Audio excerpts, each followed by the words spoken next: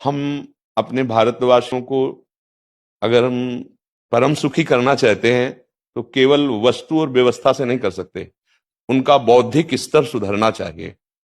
आज हमारे समाज का बौद्धिक स्तर गिरता चला जा रहा है, बहुत चिंता का विषय है। हम सुविधाएं दे देंगे, हम विविध प्रकार की भोग सामग्रियां दे देंगे, लेकिन उनके हृदय की जो मलिनता है, जो हिंसात्मक वृत्ति है, जो अपवित्र बुद्धि है, ये जब तक ठीक नहीं होगी तब तक हमारा देश धार्मिक देश है, हमारे यहाँ धर्म की प्रधानता है।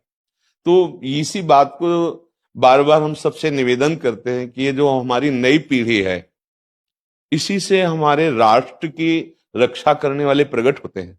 जो विद्यार्थी जन है, उन्हीं में कोई एमएलए बनता है, उन्हीं में कोई सांसद बनता है, उन्हीं में कोई मुख्यमंत्री बनता है, उन्हीं में कोई राष्ट्रपति या प्रधानमंत्री उन्हीं में अपने लोग भी सब थे।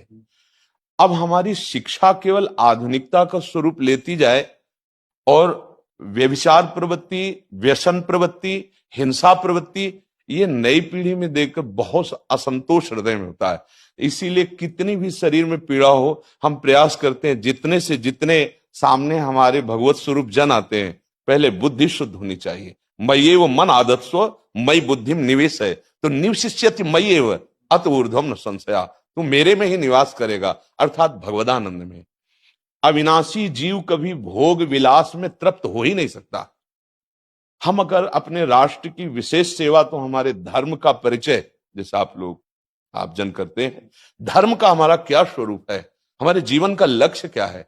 हमें जितना राम जी प्रिय हैं, कृष्ण जी प्रिय हैं, उतने ही भारत देश हमारे लिए प्रिय है। जैसे राम भक्त, कृष्ण भक्त, वैसे हमारे भारत देश का हर जन जन हमारा आदरणीय और पूजनीय।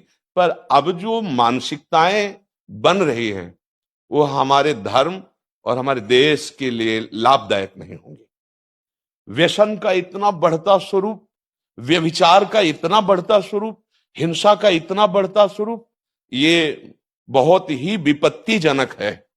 अगर ये बढ़ता रहा तो हम विविध प्रकार की सुख सुविधाएं देने पर भी अपने देशवासियों को सुखी नहीं कर पाएंगे, क्योंकि सुख का स्वरूप विचार से होता है। सुख और दुख की स्थिति सत्य नहीं है, आगमा पाइनो अनित्यास, लेकिन हमारा विचार, और विचार हमारा गंदा हो रहा है। बस हमारा उद्देश्य यही है कि हमारे देशवासियों का विचार शुद्ध होना चाहिए। अगर विचार शुद्ध है तो राष्ट्र प्रियता, जन सेवा, समाज सेवा, ये सब स्वाभाविक होने लगेगा।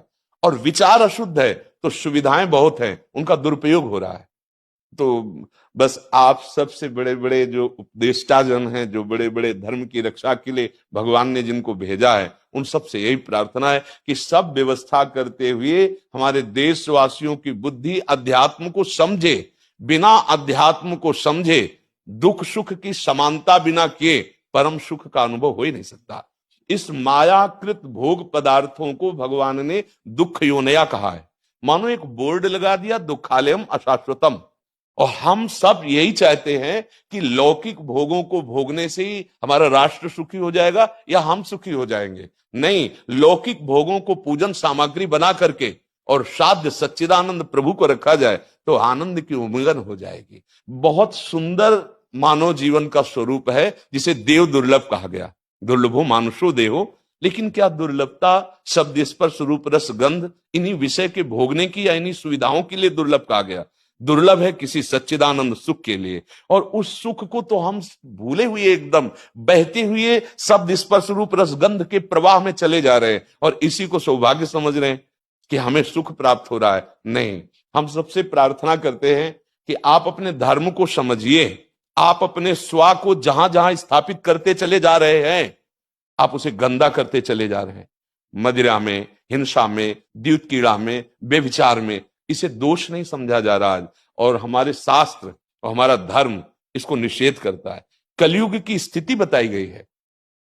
छोटे छोटे बच्चे व्यसन करने में लग गए।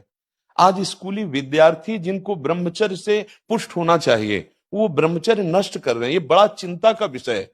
हमारे देश के लिए जो जवान चाहिए, हमारे देश के लिए जो भक्ति चाहिए, उसमें बुद्धि और शरीर बल दोनों होना चाहिए। शरीर बल क्षीण हो रहा है क्योंकि व्यभिचार प्रवृत्ति में बहुत कमजोर अवस्था में, जैसे गेहूं की फसल है और गलेथ में काट ली जाए तो ना दाना मिलेगा ना सही भूस मिलेगा।